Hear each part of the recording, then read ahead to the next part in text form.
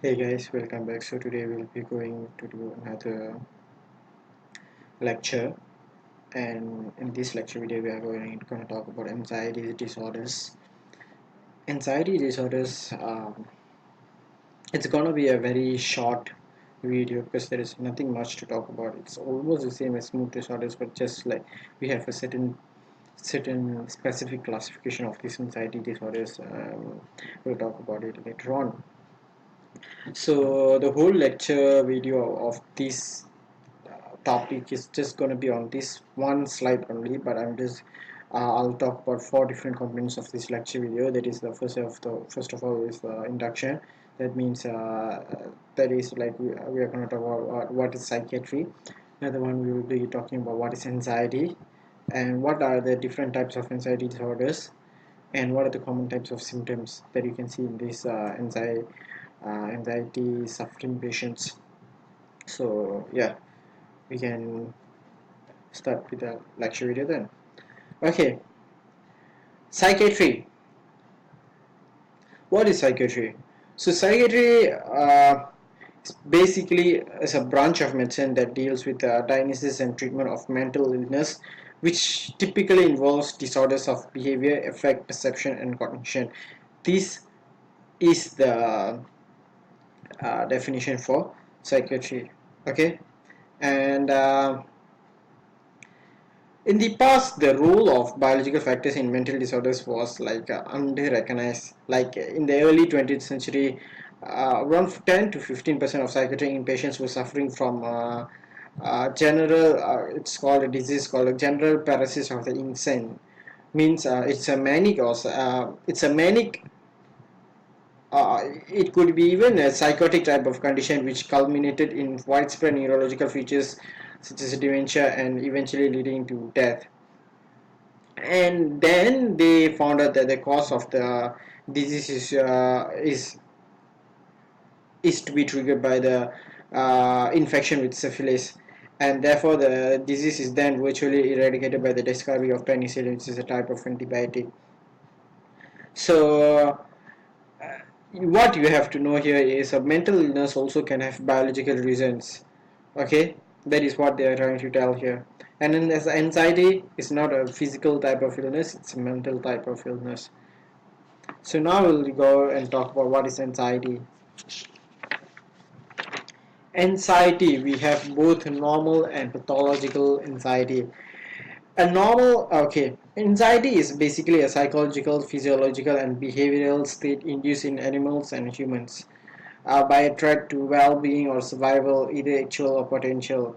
Like there could be a potential threat, but there is no threat, but they can still have anxiety attack. Like let's say you are standing and then and then the dog is there is a dog there which is just watching you, and you feel that this dog is gonna attack you. Then anxiety kicks in and all your adrenaline will rush in and you will actually prepare yourself for a fight or flight situations, and that is a potential threat. Even though the dog is not doing anything, you are actually having this anxiety. Okay. And okay, pathological anxiety is anxiety in the absence of a threat or disproportionate to the threat. Maybe like a pathological anxiety, like let's say you see a small spider. That small spider is not gonna do you anything, but then you have this terrible anxiety that small spider is gonna harm you. That is disproportionate to the threat. Okay, that is also known as a pathological anxiety. And anxiety disorders are different manifestation of the pathological anxiety, and it may be thought as of disorders characterized by inappropriate activation of the stress response, because stress is the physiological response to a threat stimulus. Okay, so when we want to know the biology of anxiety, anxiety of fear is actually mediated by the sympathetic component of the autonomic nervous system. And in extreme situations, this is often called as the fight or flight situation syndrome, or as the one that I've mentioned before. Okay, and anxiety, it can be regulated. That is like it can be improved or worsened by experience. For example, when the first time you do a jump from the air, from a helicopter or anything with a parachute, of course you're going to have like a terrible panic attack or anxiety. But then when you continuously do it in military trainings and all, you will get used to it. Okay. And genetic and environmental factors are also important in anxiety disorders. And now we'll be talking about the different types of anxiety. So we have a few types of anxiety, and I'll be talking about five main important one. Okay, the first one that I'm going to talk about. Okay, there are five different ones. First one is phobic anxiety disorders. Second one is panic disorder. Third one is generalized anxiety disorder or GAD. Fourth one is the most common one that you guys know, obsessive compulsive disorder or OCD. And the fifth one is PTSD, also known as a post-traumatic stress disorder. So I'll be talking about the first one, phobic anxiety disorder. Phobic anxiety disorder is anxiety elicited by a particular situation, for example, seeing height. Um, so when you actually see height, you will actually experience extreme anxiety, and this is a disproportionate response as okay, when you see a rat, you can actually get very scared. Rat or anything, like there's no spiders, anything that actually does no harm to you, you actually get this anxiety. So this is also known as a phobic anxiety disorders. Okay, it is elicited by the particular situation. For example, when you see a rat, you run away. This is disproportionate response, as the rat is the most likely to run away, but you are the one who are running away from it. Okay. The second one is panic disorder. Okay, panic disorder is a disorder where panic attacks or severe anxiety last for a few minutes and get relieved, and it occurs episodically and tend to have multiple panic attacks. It occurs very randomly. That means it is not related to any stresses. You can just, like, for example, you can just wake up from sleeping and then you can have a panic attack. It's not specific to any situation. Okay. The third one is generalized anxiety disorder, GAD. So, okay, everybody experiences ups and downs in their life, and when they are having their downs, they could actually have these anxieties and all. Okay, but for normal person, let's say you go to exam, anxiety will actually rise up. After exam, anxiety goes down. But then in the GAD patients, anxiety remains high even after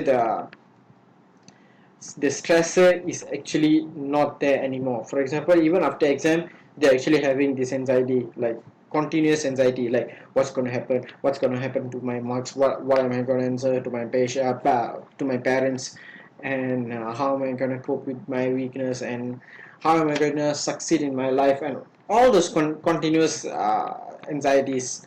So that is also known as general anxiety disorders. And the fourth one is obsessive compulsive disorder, also known as OCD. Very much common in each and every one of us. So OCD, you have obsession as well as compulsion. Okay, obsession means you have this recurrent thoughts that is intrusive. Okay, and compulsion, what you do to relieve that anxiety, uh, like what you do to relieve those recurrent thoughts, that is compulsion. For example, you leave the house in the morning, you go to the car, then you feel that the house is unsafe, so then you go, but then you know that you have locked, but then you still go and check on the lock a few times, or probably 5 to 6 times, 9 to 10 times you will just check, or probably you'll unlock and lock it back many times just to make sure that your house is safe. Or you can even like wash hands 1,000 times a day to remove the germs. So it's like you are doing rituals, like those things are seen as rituals that you must do in order to keep yourself safe. Okay. And the fifth one is a post-traumatic stress disorder, also known as PTSD. So in the First World War, the soldiers had PTSD as they were exposed to life-threatening syndrome. So this PTSD usually occurs due to consequences of life-threatening situation. Okay, and it usually occurs in the victims of torture, and patients may even have the what like they can even have flashbacks of what actually happens. Therefore they always have this state of hyper arousal, like they always be in alert form and all those kind of things. Okay, so that those are the different types of anxiety disorders, 5 different types of the anxiety disorders, and the last one that we are going to talk about are the symptoms. Okay, we'll be talking about the symptoms from physical as well as a psychological pathway. Physically, of course, you'll actually have this sweating, trembling, shaking, dry mouth, difficulty in breathing, feeling of choking, numbness or tingling sensation, hot flushes or cold chills. All these are physical symptoms. As for the psychological symptoms, you can actually feel like fear of losing control. You feel like going crazy or passing out. You feel very dizzy. You fear of dying, and sometimes you are unable to. You have this inability to relax, and what else? What are the other things of the psychological symptoms? Are you would have this difficulty in concentration, or you can even have this mind going blank, persistent irritability, like even if someone says something, you get irritated very easily, and even you can also have this difficulty to get to sleep because of this continuous worrying and stuff. So those are the symptoms of both physical and psychological uh, aspects of this anxiety disorders. So that's all for this video. I'll catch you guys up in other videos soon. Thank you guys.